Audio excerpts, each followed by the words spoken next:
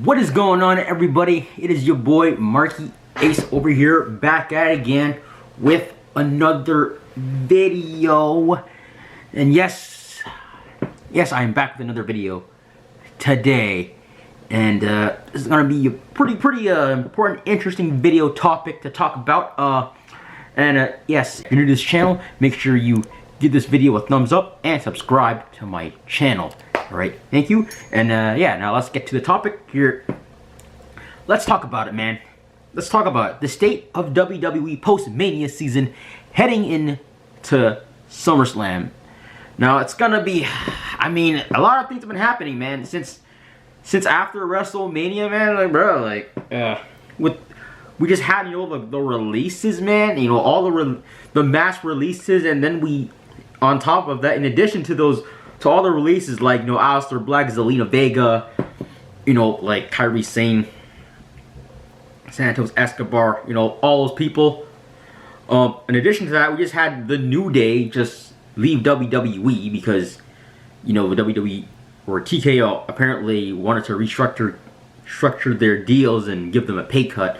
You know, and we also saw the departures of, in addition, JC Mateo and Tonga Loa of the MFTs, sadly. They also have left the companies along with the New Day, Kofi Kingston and Xavier Woods. Now, I'm not sure if JC and Tonga was a release or they just left because they apparently also got, you know, a low ball offer or whatever, like the same situation as the New Day.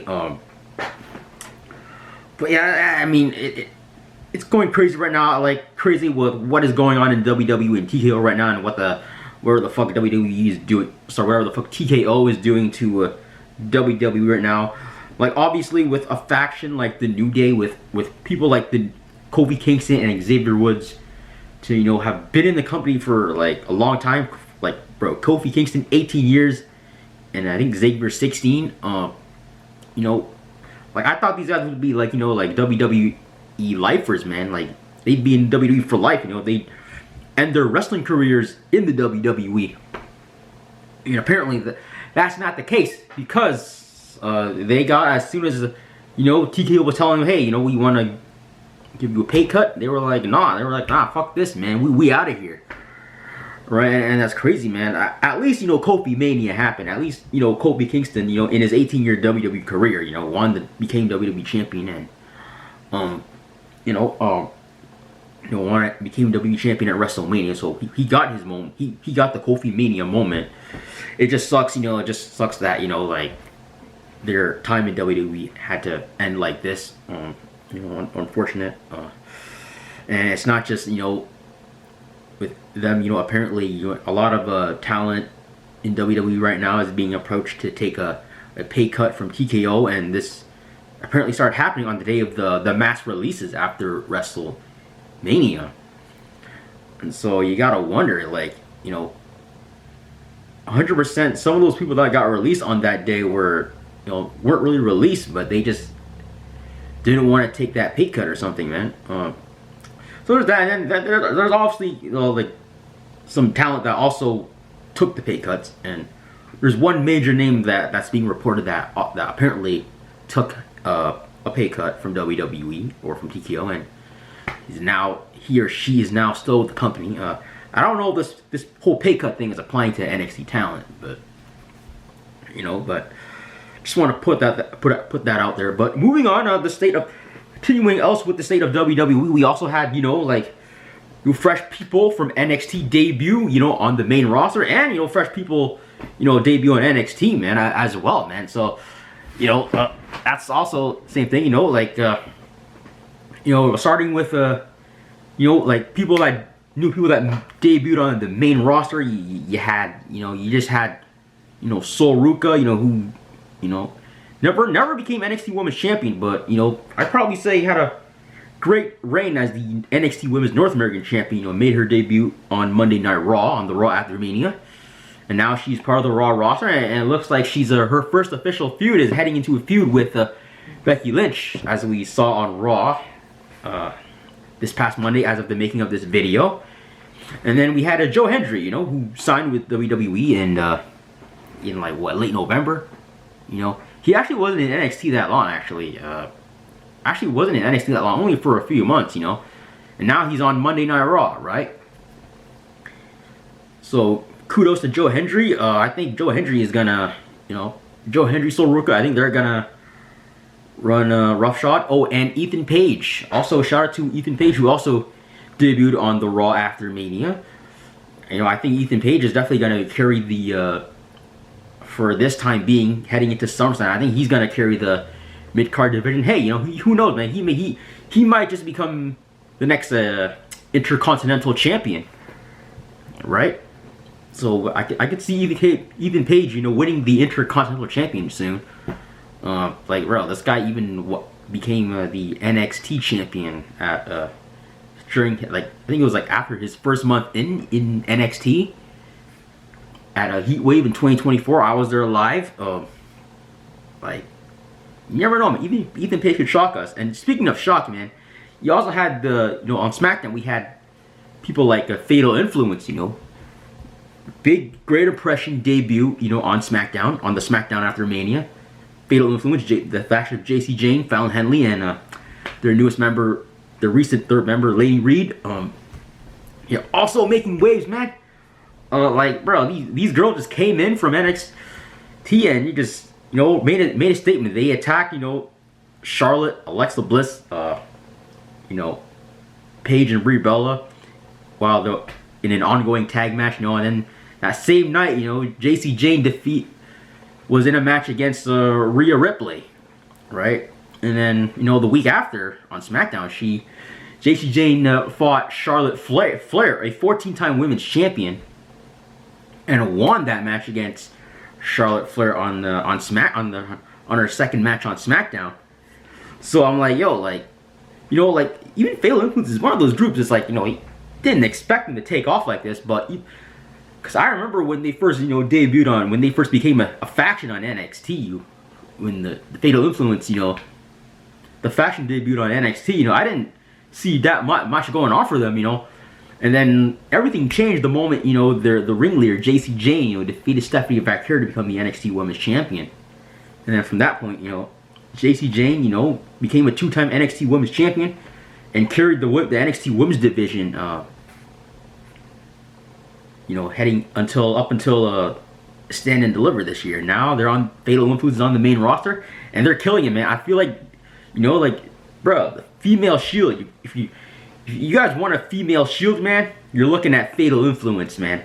The female Shield of WWE, man. Or I guess that's how it looks like they're being booked. And then also on SmackDown, you got debuts like, you know, Ricky Saints, who also just debuted. And his first match on SmackDown was against, you know, his, I guess, a former AEW rival in AEW, in Cody Rhodes. He had a match against Cody Rhodes. You know, that's pretty cool. You know, Ricky Saints, you know, I think he was in NXT for what, like, not too long. I think like over a year, just a little over a year. Ricky Saints, you know, spent time in NXT, and then all of a sudden they just call him up, you know, call him to the main roster. And then we're also gonna expect to see the debut of Blake Monroe now on SmackDown. You know, Blake Monroe, you know, who unexpectedly, I thought she would have you know, won the NXT Women's Championship during her time in NXT, but I guess that's not happening. Oh, what the? I guess that's not happening. But, you know, good for Blake Monroe. I think, you know, her time in, I feel like, you know, with an established, you know, like, you know, superstar who was making waves in AEW, right? I think shouldn't spend that much time in NXT, right? So good for Blake. I just wish, you know, like, during that time she became, you know, NXT Women's Champion, and maybe like had a shorter run with the NXT Women's North American. Or I guess she did, because she technically lost the title like unexpectedly. She lost the title when she wasn't supposed to lose it. But yeah, I'm expecting some good stuff from Blake Monroe on SmackDown. You know, I feel like, you know, with the, you know, the state of the WWE, of the storylines, you know, heading into SummerSlam season, we could see some things happening, man. Like, bro, I'm all for, maybe JCJ, and Rhea Ripley for the WWE Women's Championship, at SummerSlam, Like, I wouldn't be surprised if they pull the trigger on that, man. That'd be a good SummerSlam match, And then, like, maybe heading into that, Roman Reigns, who's facing Jacob Fatu this Saturday at Backlash for the World Heavyweight Championship. Now, I mean, it'd be cool if Jacob Fatu won, but, it looks like this is just going to be an obstacle for Roman Reigns. And then maybe Roman will have, like, another defense, maybe at Clash in Italy or a Night of Champions. I could see Roman maybe, defending against, I don't know, like, somebody like Javon Evans, I think Javon Evans could, get a shot at the WWE World Heavyweight Championship, Maybe do it at, like, an event like Clash in Italy, or, like, I mean, I'm trying to think on the roster. Maybe Bronson Reed, when he comes back. I think Bronson Reed was hooked as a plan as a challenger for Roman's title. And then I guess once we get to SummerSlam, we can have Roman and Obafemi, right, for the World Heavyweight Championship. So I think that could be the direction that they're going in. Maybe Roman and Bronson at, like, Night of Champions or Clash in Italy, whatever, and then, Oba and Roman at SummerSlam, man. Now, between this time period now, this year we're actually not getting Money in the Bank, happening in the summer. Instead, where it's Money in the Bank is now happening after SummerSlam this year. So we will not be, seeing a Money in the Bank happen, heading into SummerSlam season. But, that's okay, I just thought, maybe an event like Money in the Bank could, do it big for the WWE during the summer season. But I understand how they want to change things up. And then for the WWE title, I don't know what the hell's going on with the WWE title, with the WWE title storyline, with Cody Rhodes and all that. I don't know what's gonna happen now. I mean, I feel like, even the Mania storyline with Cody and Randy kind of got fucked up during WrestleMania. I'm like, bro, you had the celebrities like Pat McAfee and Jelly Roll be involved, and now that they're out of it, and then you had Randy, lose to Cody at Mania, and then all of a sudden Randy attacks and punts Cody, and I was like, what's gonna happen now, man? What's gonna happen with Randy, Cody and Randy? It doesn't seem like it's gonna continue for the time being. Maybe SummerSlam, if that's where they're saving it. But it looks like, even after Cody's last match on SmackDown, he was surprisingly attacked by Gunther. And it looks like they're going with the direction of Cody versus Gunther for the championship now, which is also surprising to me, because I'm like, weren't we so we're not gonna continue with what Randy did to Cody at WrestleMania, going into Backlash, or like the next pay-per-view or whatever, or the next PLE? Kind of strange. I guess we'll see Randy again, after the Gunther storyline, but, I'm like, damn, like, maybe finish the Cody and Randy, and then maybe you could have saved the Cody and Gunther for SummerSlam, right? But that's just my opinion. Yeah, I don't know, man.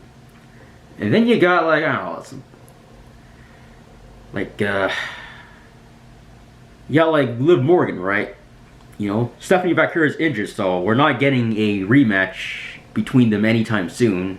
Especially, like, not at Backlash. Maybe she'll be cleared in time for, like, Clash in Italy or, Night of Champions. But it's not happening at Backlash. So, even for Liv's storyline, for the Women's World Heavyweight title storyline, I don't know what's going to happen there. It's like, is Liv Morgan defending? Is maybe she's just going to be, wandering around, watching her stablemates, the Judgment Day, run roughshod on Raw or whatever, she's just gonna be there and support, Dominic and Roxanne Perez and Raquel Rodriguez, I don't know what's gonna happen there, but maybe I think somebody will eventually step up to Liv Morgan during this time, that Stephanie Vaquer is away and out of action. I don't know who on the roster would do it. Maybe, because AJ Lee is apparently done her time for now in WWE. Like I think she came back in September, and apparently she's taking some time away. We don't know when we're gonna see AJ Lee again, so that's not the case. And then yeah, man, I don't know, man. Tiffany Stratton. You know what, man? I think for the women's mid-card storylines, like, well, I mean, you got Becky and Sol there, but the women's U.S. title could maybe use something. Maybe Fatal Influence's Fallon Henley could be a potential challenger for Tiffany Stratton. You have Tiffany defending her title against Kiana James. This is coming Friday on SmackDown as of the making of this video. I see Fallon Henley being a good potential challenger for Tiffany Stratton's U.S. title, right? And then there's that, man. Like, there's that. And then for Brock Lesnar, I think I don't know. Apparently Brock retired. Maybe he actually did retire. Maybe he'll come back for one more match at SummerSlam. Maybe he'll have his official goodbye ceremony at SummerSlam, right? Who knows? But that's just my thought. Sorry there, man. My camera cut out. But yeah, and then on to the NXT. What's going on in NXT, man? We just recently had the debuts of as of the making of this video, Naraku, who debuted, and he's gonna be getting his debut match on the next episode of NXT as of the making of this video. And then you had guys like this guy named Mason Rook, made his debut on NXT. I mean, he made his debut in the most wildest, surprising, crazy way possible, in the form of the look of a random fan coming up and moonsaulting the NXT champion Tony D. And then you had this girl named Lizzie Rain, who also made her debut on NXT. I don't know, for some reason she feels like the next JC Jane now, right, for NXT. Because she got the whole like rock star gimmick. Yeah, I mean, even for NXT, it feels kind of fresh to see all these new faces, man. Like, guys from like that LFG and Evolve show. Like, I saw like people like Cam Hendricks, Tate Wilder, like a bunch of new NXT debuts. So, and honestly, I love watching NXT, man. I'm actually enjoying NXT more than like the main roster shows, man. Just because of like seeing like the younger talent and the new breed just duke it out, I think that's hella cool, man. And like, with all the fresh faces on NXT, I think going into like the next pay-per-view, if it's Battleground or like NXT Great American Bash, since the PLEs are gonna be on like network TV now, the same network that airs NXT in the US, I'll talk more about this in the next upcoming video. But yeah, I feel like that's the state of WWE, the state of all of WWE heading into SummerSlam season. Sort of my thoughts on what the state of WWE will look like. Maybe I don't know if who will still be on the roster, right? Will still even be on the roster heading into SummerSlam. Now with all these like pay cuts going on, these releases, and all this BS that TKO is doing. But yeah, guys, let me know what you guys think of the state of WWE is gonna be heading into SummerSlam. Let me know your thoughts down below. And yeah, if you guys enjoyed this video, make sure to give this video a thumbs up and subscribe if you are new. It's your boy Markie Ace. I'm gonna head out, man. Peace. Get out of here.